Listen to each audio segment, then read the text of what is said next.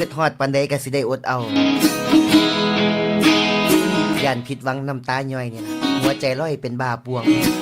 มันสิมีคนมาท่วงว่าฮักเจ้าจักสิเว้าว่าจังใดนี่แหล้วคันมาถามอ้ายว่าฮักบ่ติ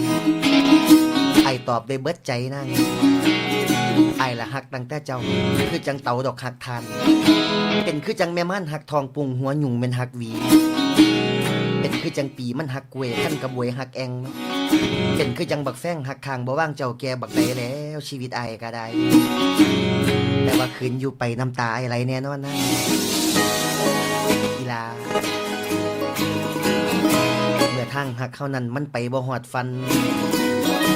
จบแค่กันเครื่องทางทุกอย่างพังเพลมสิ่งที่เฮาเคยโน้มกอวิมานวาดใส่มันละสลายไปในมื้อนี้คนดีลาอย่าสิวันไส้เด้อในเมื่อมื้อนี้อีลาพอ